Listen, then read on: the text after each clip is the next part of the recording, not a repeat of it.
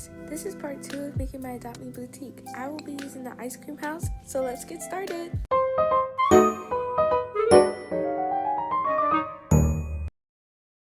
Okay guys, in today's video, I honestly wanted to talk about My Hero Academia. I feel like there's just honestly so much to talk about with everything new coming out, such as Uraraka and Deku dating, officially, obviously with the show ending, and just the way it ended as a whole. It made sense to me, but I felt like there was some things that didn't make sense, like the lack of acknowledgement for what Deku has done for everyone. But really, I really want to talk about Uraraka and Deku dating.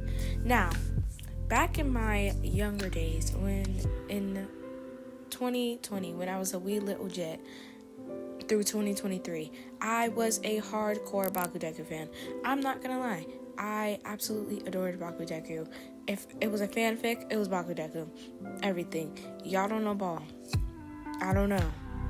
I was just obsessed with it. And honestly, I think it's just because I was a type of girl to really love enemies to lovers as a whole. So me liking Bakudeku really wasn't like a hidden thing. But that's besides the point. For the show, I don't in all honesty, for the show, I don't think any relationship makes sense. Simply because, like,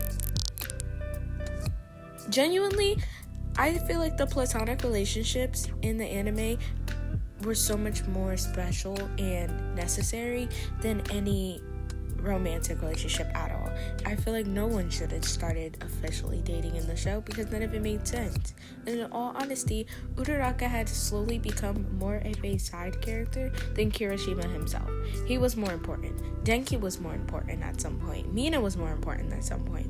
When Midnight died, that brought out some level of... It brought out a lot of characters and showed their abilities, and we got to see their emotions a lot more. Now, of course, Uraraka had her moment with Toga, which did bring her back to the front of the viewer's attention. But I feel like since that was really all she had going for the entirety of the anime, or at least a good chunk of the anime, then I can't lie. I feel like if you were going to make an official relationship, it shouldn't have been that. Even if Toga were still to have died, I don't know. The girl had dreams about her. There's nothing normal about that. I don't care. But even outside of just having relationships, that as a platonic relationship is still so vital to the show because it shows the connection between heroes and villains in that moment. Like, Endeavor being Dobby's dad definitely was important to the show because it shows that contrast and really shows and digs down on how truly abusive he was and how negative and how his behavior affected everybody around him, especially his kids, so negatively, you know? Now back to Bakugo and Deku and Uraraka. I feel like Uraraka and Deku's little bit of like romance in the beginning was solely just to enhance on Deku's character. It was to give him that little bit of oomph, to give him the confidence to just be amazing because he is great, and she saw him for being great as a friend. Like, I've never seen... Obviously, there was some feelings there, but I don't think it was necessarily feelings that should have kept going on because... honestly, it's just not a romance anime. The anime is not a romance anime, and it's not one of those action animes that can pull off that and romance at the same time. It's just not, because it doesn't make sense to the plot at all. Not even a little bit. I'm not gonna lie, not even a little bit. But I feel like that was really just to double down on how awkward and out of place Deku felt in a place where everybody is freaking amazing, has these amazing quirks, and he's just a new kid who genuinely doesn't know what to do with his own power, because he was gifted a power by the most powerful hero in all of Japan, and I don't think anybody else would know how to deal with that information, if you get what I mean. So I feel like for what she did in the beginning, she was needed for. Also, people in this day and age are still talking about how Bakugo is abusive and weird. tell me you didn't watch the show without telling me you didn't watch the show. Like, bro, his character development was so freaking good. I don't care.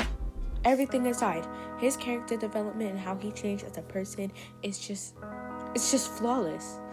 I feel like his biggest changes was towards the end of season 3. That's where you start to really see where his character changes, and not only just his maturity, but also the way he treats people. He learned to kind of accept 1A as it is, as his family, and as people he's supposed to care about and work with. And I like that. Also, of course, we have his apology to Deku during Deku's little vigilante arc. I don't know who he was feeling like, but his little arc right there where he tried to run away, that apology definitely was part of it. Also, Uraraka was not taking a lethal attack for Deku. Sorry, had to say it. She wasn't. She didn't. Forget she wasn't. She didn't. She didn't get hit for Deku. Bakugo immediately, he didn't even think about it. And immediately went to go get beat up for his man. Anyway, that's personal bias. But, genuinely, she didn't really do anything physically for Deku. I just wanted to say that, other than in the beginning of the show. And back to what I was saying, people just call him abusive, and that doesn't make sense. Bakugo and Deku, I don't know, being abusive, that doesn't even make sense. That doesn't correlate in my brain, because, girl, that was season 1. We're 7 seasons in, and the show is over, and you're still calling him abusive. That's quite embarrassing, but I think that's just people who want to take that and stretch on with it because they just don't want to believe in it, which is perfectly fine. I think canon-wise, Bakudeku is not a thing at all. I will stand on that. As somebody who loves Bakudeku and genuinely loves the ship as a whole because of everything that's happened in the show, and not so much as the fandom, that was a bit much. We did the most. We always used to do the most, but we could talk about the Invincible fandom too. We could talk about y'all, because y'all are weirdos. But that's the point.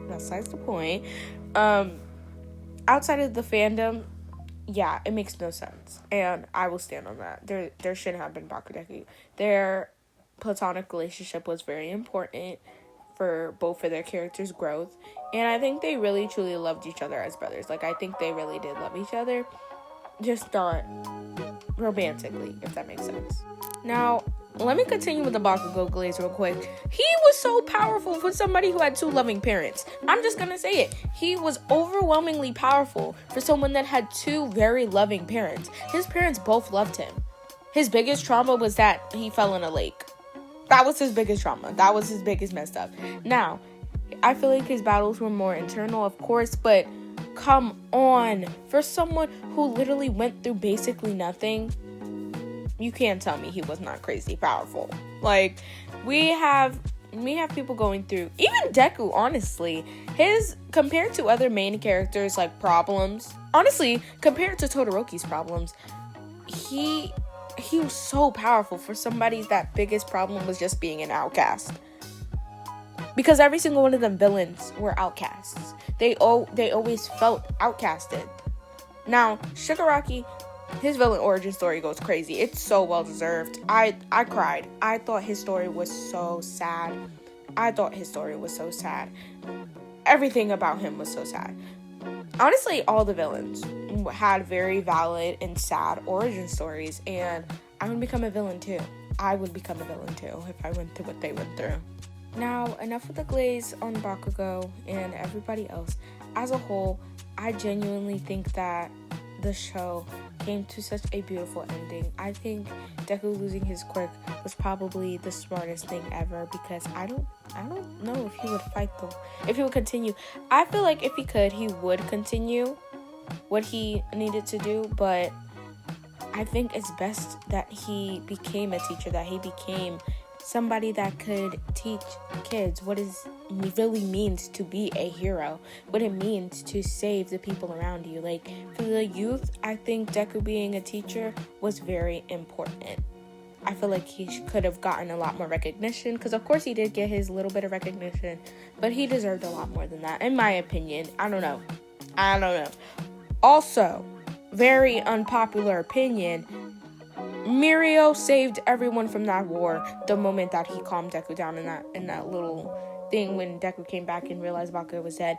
That's when I feel like Mirio saved the war. Not necessarily what went on during the fight. Of course, everybody played their own part and they had their own amount of importance within the war, but that moment right there saved the entire thing, because he knows that if Deku tries to fight without thinking strategically, he would lose because of how powerful Shigaraki was in that moment, and how powerful All For One was in that moment. He knew that if Deku were to lose control right now, we would lose the entirety of that war. But that's just my personal opinion and my take on things with the My Hero series. I love the series. I think it was great. I think the beginning to end was great, and the way it all came together, it was absolutely amazing. I hope y'all enjoy the rest of the video and see the tour of the tropical room where the tropical collection goes.